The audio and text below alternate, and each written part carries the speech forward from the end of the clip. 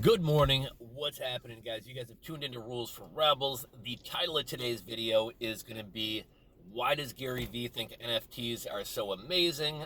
What am I missing? I got a comment from a gentleman named Scotty B. I've been following a YouTube channel for a couple years, and he had a really kind of long, thoughtful comment, and I thought it would make for an interesting video. Before we get into this, happy Cinco de Mayo, everybody. I don't know why. Cinco de Mayo is like one of my favorite holidays. I love Mexican food. I'm not a big drinker, but I do enjoy tequila. Love Spanish music. It's just a fun holiday, and it's also mine and my girlfriend's anniversary. Been together for a number of years here, and easy anniversary date to remember, right? When Cinco de Mayo comes around, it's the anniversary. Kind of a funny story. We met on not Plenty of Fish, OK Cupid, which is kind of a trash dating site. And our first date, I think I picked her up at 5 in the morning after she was out with her friends for Cinco de Mayo. So you wouldn't think necessarily the start of a long-term successful relationship, but it worked for us. And she's been with me since I was broke as a joke. She'd have to put in money in my gas tank for me to come pick her up, and kind of been with me through when I was working a shitty job, starting my business, leaving my 9 to 5 to run my own business, launched a couple other companies in that time. So kind of a cool day for me. But let's get into the NFT thing. So Scotty B dropped me a comment on, I think it was the video about eBay doing NFTs and accepting crypto, and we also kind of mentioned how PayPal is looking at rolling out a stable coin, and he dropped this comment on that video, and he said, "Hey Johnny, been a while, man. I've been following you for years. Do you think you can explain NFTs better than Gary Vee and all the other experts that keep repeating the same shit? I'm an unknown artist. I find NFTs interesting, especially after Gary Vee is pumping this shit up like we can all be Beeple next week. I can get that an authentic first-hand, second-hand, etc. of every NFT is cool. Okay, I got that. Great. Why is Gary Vee literally, as he's screaming out loud to God about how fucking amazing this is, I got cutting out the middleman for the artist? That's not really interesting, though, right? Like, artists don't need a gallery. Artists can sell direct on a number of platforms. If you're an artist and you want to sell t-shirts, there's a million print-on-demand t-shirts. You could set up your own wall art store. You could sell on eBay. You could sell on Amazon. You could sell on Etsy. And granted, they do take a small cut, but I mean, the amount of money that you're going to pay in gas fees to mint an NFT on Rarible is going to be more than Etsy's going to take from you. So, I don't think cutting out the middleman is necessarily this huge selling point, right? That's already happened in music. You don't need the music industry behind you. You can go straight on Spotify or YouTube and blow up your career. And most of the biggest rappers today are launching themselves, are independent. So this whole idea of cutting out the middleman isn't really that new, right? Let's see. This is Gary literally, as he says, screaming out loud about any artist Gary speaks of is a fucking rapper. Out of their NFTs sell for tens of thousands. No shit, they're famous. He talks about celebrities and himself who are dropping NFTs soon. This all sounds for guys like you and him who have a lot of money. The only thing that eludes it for unknowns is NFTs is a 30-year play. Start now and spend 30 years building up a following, create some expensive NFTs, and hope like hell that someone has enough interest in your shit to pay plenty of ETH to buy. What am I missing? And that's true, like with Beeple isn't just some artist that came out of thin air and got lucky and sold a $69 million NFT. And if I'm not mistaken, somebody correct me if I'm wrong, but I believe it's come out that was bullshit. I believe it's come out that it was actually his friend that bought the NFT. And somebody correct me if I'm wrong. I'm pretty sure I heard that. Not 100% sure that's accurate, but here's how something like that would work. So I create an NFT, I list it on Rarible for the equivalent of $100,000 in ETH. I have Scotty B. I hit up Scotty B and I'm like, Scotty B, man, buy my NFT for $100,000. Yeah, it's going to cost me some money to mint the NFT. It's going to cost me some money to transfer it to you. There's going to be a little bit in commissions, but you buy the NFT, I'll give the money back to you. So we're both whole. We'll split the loss that we take on ETH fees and transaction fees and all that. So maybe this NFT sells for $100,000. Maybe it costs us $2,000 or $3,000 in fees and ETH minting and transfers and royalties to Rarible and all that. But now a media article gets written about how Rules for Rebels sold this $100,000 NFT, and now it creates a surge in demand, and it's got this story behind it. And so now some other greater fool comes along and says, I'll give you 167,000, weird number, right? 167,000. I'll give you $167,000 for that NFT. So I sell the NFT to the next sucker. I just made $67,000 minus $2,000 or $3,000 in ETH. So I just made myself $65,000, and now me and Scotty B chop up that, and we just each made 30 grand off basically a fraud, right? So I think that's a lot of what's going on right now. Scotty B goes on to say, I'm a t-shirt painter and looking to take my business online or in some other direction. I'll be honest with you, Scotty. I would 1,000 times rather have one of your t-shirts than I would rather have a digital NFT.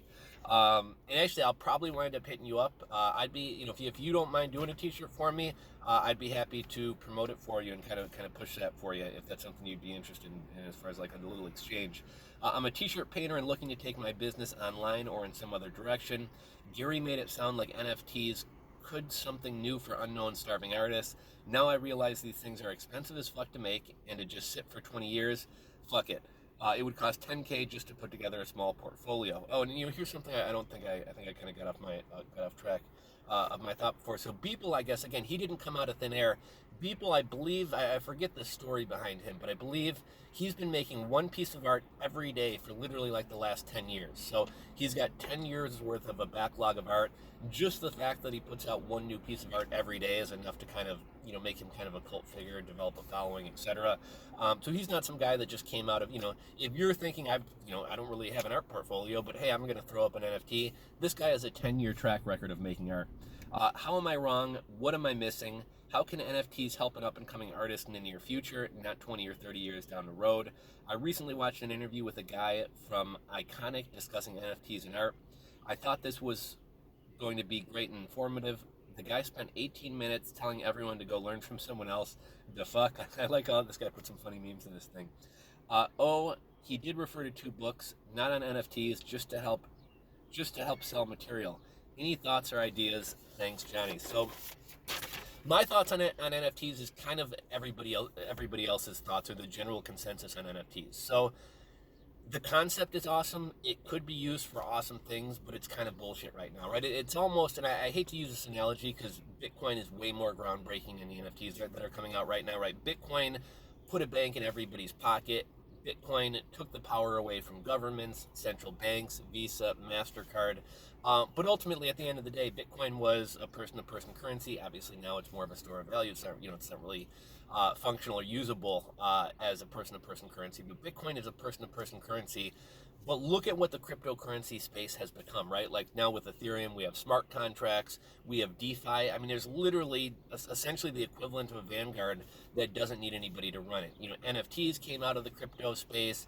You have like geocaching with things like WeNano. I mean, the crypto space has grown to be so much more than just Bitcoin and a peer-to-peer transaction. I think of NFTs being the same way, right? Like NFTs have the possibility to be used to buy and trade assets in video games and all types of other things.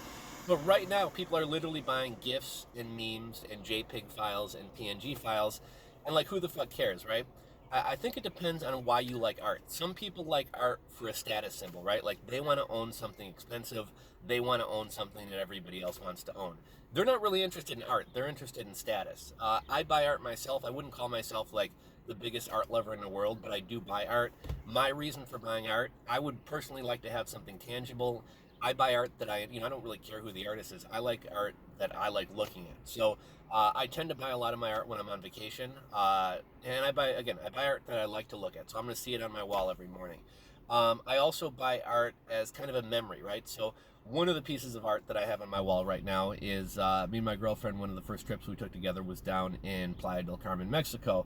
And every Thursday night, Playa del Carmen is a very kind of artsy community. Every Thursday night, they have this art walk where there's a street called Fifth Avenue. Is it Fifth Avenue?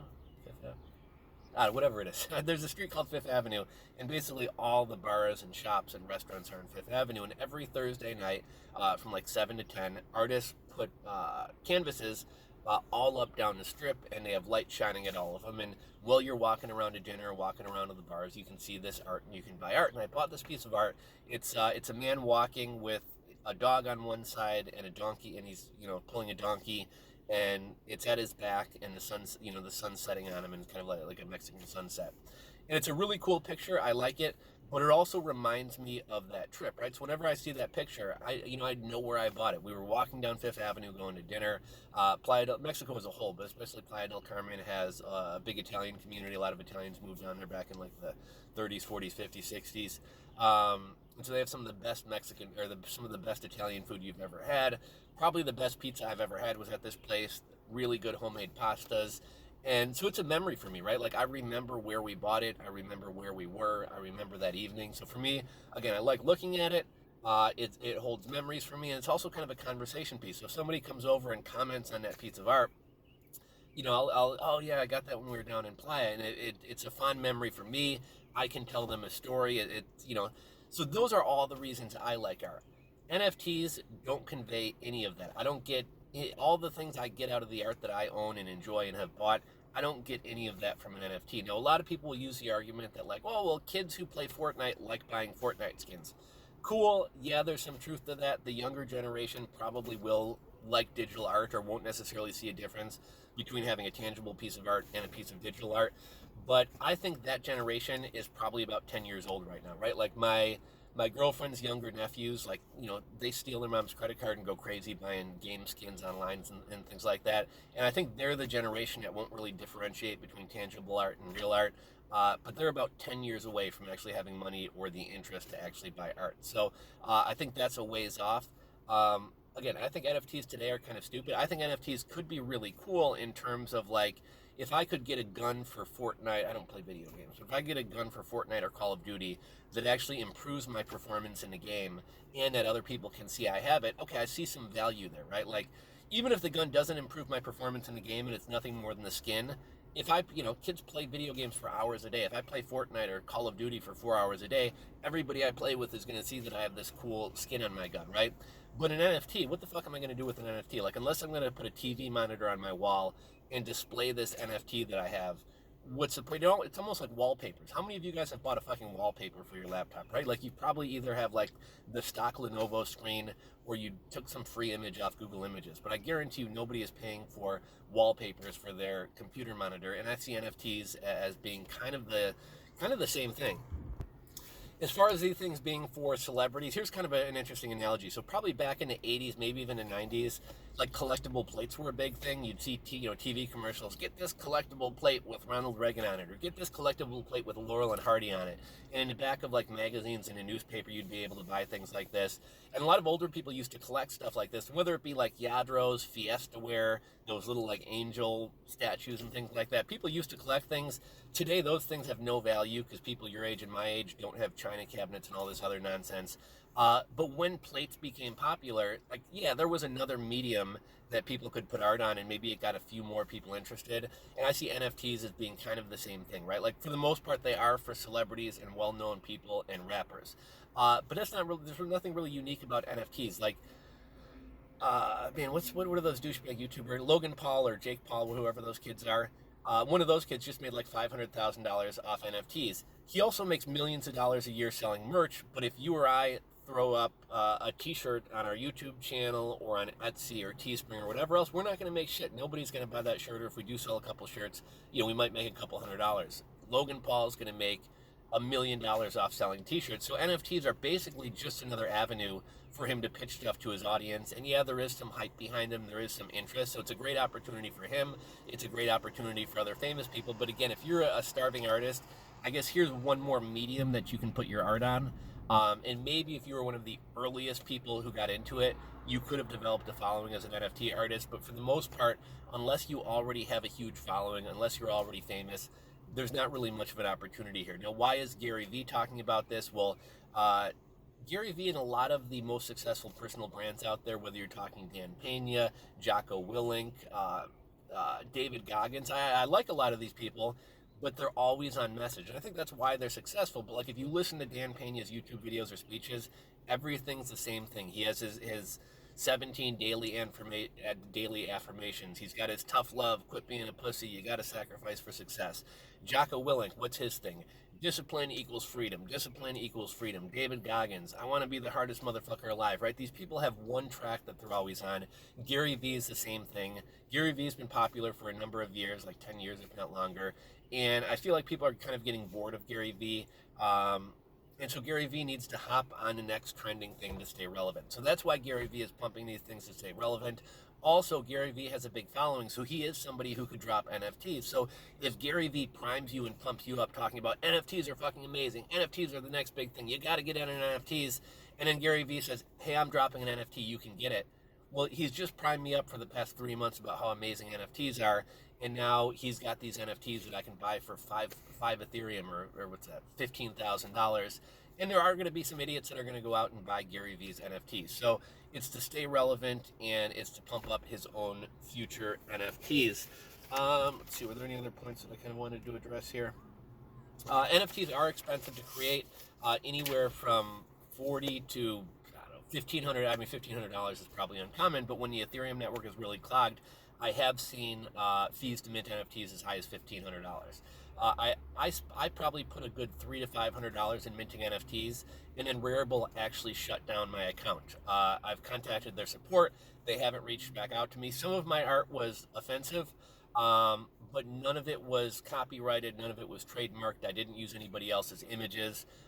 They took it down. I haven't been able to get an answer. So the idea that like the blockchain and cryptocurrency is immutable and outside of censorship, they censored me. They took down my shit, and I got $300 to $500 in Ethereum minting fees or Ethereum gas fees that are just out the window at this point. So I really don't get the hype of NFTs. I think largely they're kind of bullshit. I think largely they're kind of hype. I think they are for bigger celebrities. I mean, something that you could do if you wanted to do, you could sell your t-shirts and then pair an NFT with the t-shirt. So there's kind of like a digital element of that t-shirt. If that t-shirt's one of a kind, there's kind of an NFT to represent it. That might be something cool to do. There's another website called Mintable. Mintable does let you create NFTs for free, and I think maybe they're mirrored on OpenSea, but I don't think it's the same thing as if you actually pay to create an NFT on Rarible. I think once Cardano and some of these other blockchains kind of launched their programs, and it's more like the Binance Smart Chain, where you can actually mint an NFT for 60 cents or $2 instead of $50, $150, $150. I do think that's a little bit more of an opportunity for artists like you. I wouldn't go dumping a ton of time and effort into creating NFTs. If you want to dip your toes in the water, dabble with it, cool. But I'm really not on the NFT hype train. I really don't get it. I do think NFTs someday will be very amazing. I think they'll do amazing things the same way that Bitcoin has grown into this entire, cryptocurrency space. But right now, buying fucking GIFs and JPEG files and PNG files, to me, is just kind of fucking stupid, and it's really kind of a money grab for large corporations and anybody who has a large audience. We saw Taco Bell mint an NFT. There's been a couple other large companies who've minted NFTs. Charmin toilet paper minted NFTs. And big artists and rappers and people with a following. Shit, Lindsay Lohan, who's largely irrelevant, sold a picture of her face for $17,000 or $18,000. The next guy who bought it sold it for like $57,000. So yeah, if you got a big following, jump in on it now. You can make some money, but NFTs in their current state are largely kind of bullshit. That's my take. Thank you for the comments, Scotty. If you want to do a t-shirt for me, I'd be happy to promote the shit out of it for you. I really like stuff like that, so feel free to hit me up. That's all I got for you guys today. If you enjoyed the video, give it a thumbs up. If you're not subscribed to the channel, click that subscribe button below, and I'll catch you guys in the next video.